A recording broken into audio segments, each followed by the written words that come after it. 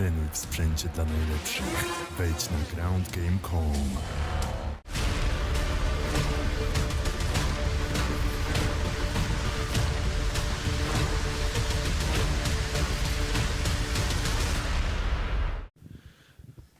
Like obviously, every fight in your career at this point is big, right? But does this feel like a big moment for you, a big opportunity?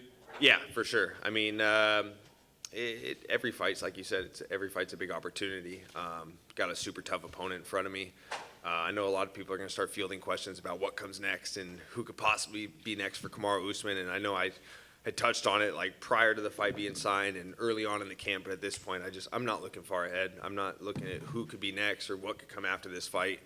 I'm just solely focused on Vicente Luque. It'd be a mistake for me to start, talking about what comes next because I got a tough-ass fight ahead of me. Yeah, no question about it. Back in front of a sold-out crowd, right? I mean, you did pretty good without one, but are you excited to have that, or does it even matter to you once you get in there? Oh, it matters a ton to me. You know what I mean? I love the fans.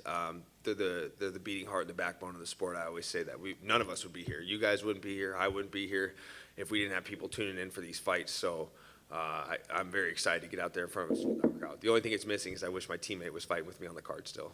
That was a shame. You talk about Vicente being dangerous. What about him makes him dangerous? I know you're the analyst, right? So what do you see in him that makes him a danger? 18 finishes in 20 fights. I think that would classify as pretty damn dangerous. I think that stat's right. I could be wrong. I'm not sure.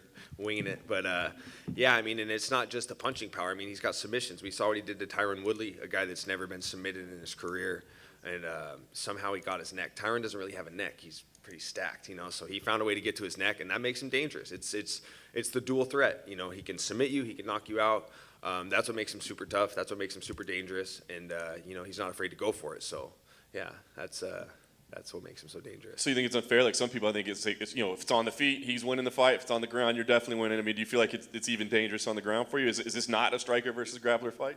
When you get to this level, man, everybody's going to be dangerous everywhere. Especially like for him, it's like him fighting a guy that's done what I've done historically in the way that I fight. That he's trained and he's trained to address those things. But that goes both ways. I'm trained to address the things that he does very well. And we did that, and I'm sure he did as well, and that's what's going to make this a tough fight for both of us. It's not going to be whoever gets their hand raised. It ain't going to be no walk in the park. It's going to be a tough-ass fight. So, yeah, it's going to be a good one. I know you said for sure you're not looking ahead, but I mean, as you look at the division, do you think you can make a case that this is a number one contender fight despite all those names that are there saying they deserve next? Yeah, I don't know, man. I'm just focused on this. We'll see where the cards fall after this. I'm not looking far ahead. I'm not looking past this guy. I'm not going to say like, oh, I should be the next guy or this or that. I just want to be focused on Vicente Luque. I don't want to. Something will slip through the cracks if I'm thinking about who could be next for who or who should get the next title shot or anything of that sort. I think it would be a huge mistake on my part to be sitting up here talking to you guys about who should be next for the title or who should be next for anything. Yeah, I just think it's best for me to just stay focused on him, and that's where I'm at. That's fair. Last thing for me, what kind of fight do you think we see? I mean, is this a fight you think you can go dominate and maybe make a statement, or you think you're going to be in for a battle?